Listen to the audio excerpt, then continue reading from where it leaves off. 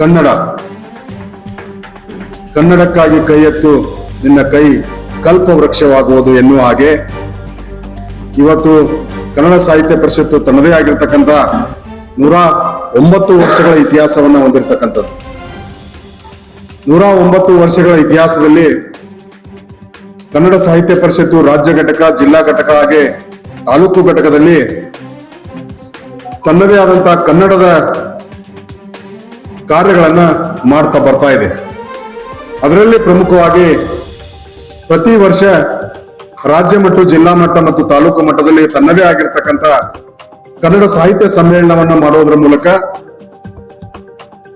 ತಾಲೂಕಿನ ಸಾಹಿತಿಗಳಿಗೆ ಗೌರವವನ್ನು ಸಲ್ಲಿಸುವ ಸಲುವಾಗಿ ಗೌರವದ ದ್ಯೋತಕವಾಗಿ ಇಡೀ ಒಂದು ದಿವಸ ಅವರ ಬಗ್ಗೆನೇ ಆ ಕಾರ್ಯಕ್ರಮ ನಡೀತದ ಅಂತಕ್ಕಂಥದ್ದು. ಹಾಗಾಗಿ ಇವತ್ತು ಜಮಖಂಡಿ ತಾಲೂಕಿನಲ್ಲಿ ಸ್ವಾಗತ ಸಮಿತಿ ಅಧ್ಯಕ್ಷರು, ಕಾರ್ಯಾಧ್ಯಕ್ಷರು ಹಾಗೆ ಕೋಶಾಧ್ಯಕ್ಷರ ಜೊತೆಗೆ ನಮ್ಮ ಕನ್ನಡ ಸಾಹಿತ್ಯ ಪರಿಷತ್ತಿನ ಎಲ್ಲಾ ಪದಾಧಿಕಾರಿಗಳ ನೇತೃತ್ವದಲ್ಲಿ ಇವತ್ತು 9ನೇ ಕನ್ನಡ ಸಾಹಿತ್ಯ ಸಮ್ಮೇಳನವನ್ನು ಆಯೋಜನೆ ಮಾಡಿರ್ತಕ್ಕಂಥದ್ದು. ಈ 9ನೇ ಕನ್ನಡ ಸಾಹಿತ್ಯ ಸಮ್ಮೇಳನದ ಸರ್ವಾಧ್ಯಕ್ಷರಾಗಿ ಜಮಖಂಡಿಯಲ್ಲಿ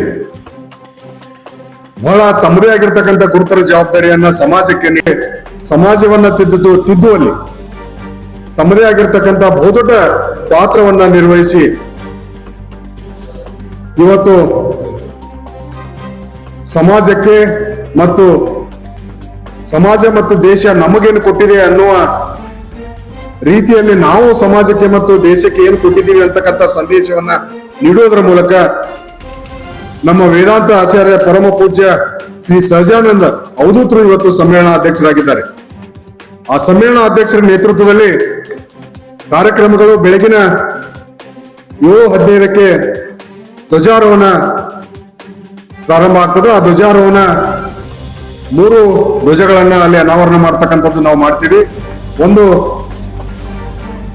ನಮ್ಮ ದೇಶದ ಧ್ವಜವನ್ನ ನಾವು ಅನಾವರಣ ಮಾಡ್ತಕ್ಕಂಥದ್ದು ಮಾನ್ಯ ಶಾಸಕರು ಮಾಡ್ತಾರೆ.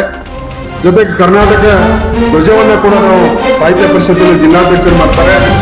ಪರಿಷತ್ತಿನ ಧ್ವಜವನ್ನ ತಾಲೂಕಾ ಘಟಕದ ಅಧ್ಯಕ್ಷರು ಅನಾವರಣ ಮಾಡ್ತಕ್ಕಂಥದ್ದು. ಅದು ಬೆಳಗ್ಗೆ 7:15 ಆಗ್ತದೆ. ನಂತರ 8 ಗಂಟೆಗೆ ಸಮ್ಮೇಳನ ಅಧ್ಯಕ್ಷರ ಮೆರವಣಿಗೆ ಪ್ರಾರಂಭ ಆಗ್ತದೆ. ಯಾಕಂದ್ರೆ ನಾವು ಅವ್ರಿಗೆ ಗೌರವವನ್ನು ಸಲ್ಲಿಸಬೇಕು. ಅವ್ರು ಮಾಡಿರ್ತಕ್ಕಂಥ ಕಾರ್ಯ ಇಡೀ ಜನ ಸಮುದಾಯಕ್ಕೆ ತಲುಪಿಸಬೇಕು ಅನ್ನುವಂತ ಒಂದೇ ಒಂದು ಸದುದ್ದೇಶ ಇಟ್ಕೊಂಡು ನಾವೆಲ್ಲರೂ ಕೂಡ ಜಮಖಂಡಿಯ ಎಲ್ಲ ಗಣ್ಯರಾಗಿರ್ಬೋದು, ಸಮಾಜದ ಎಲ್ಲ ಹಿರಿಯರು, ಕನ್ನಡ ಅಭಿಮಾನಿಗಳು ಎಲ್ಲರೂ ಸೇರಿ ಅವರ ಮೆರವಣಿಗೆಯನ್ನ ಮಾಡೋದ್ರ ಮೂಲಕ ನಾವು ಹಳೆ ತಹಸೀಲ್ದಾರ್ ಆಫೀಸ್ನಿಂದ ಹನುಮಂತೇರಗುಡಿ, ಅರ್ಬನ್ ಬ್ಯಾಂಕು, ಹೊಸ ಭವನ ಈ ಮಾರ್ಗವಾಗಿ ಸಮ್ಮೇಳನ ಅಧ್ಯಕ್ಷರ ಮೆರವಣಿಗೆ ನಡೀತದೆ. ನಂತರ ವೇದಿಕೆಯ ಒಂದು ಉದ್ಘಾಟನಾ ಕಾರ್ಯಕ್ರಮ ನಡೀತದೆ.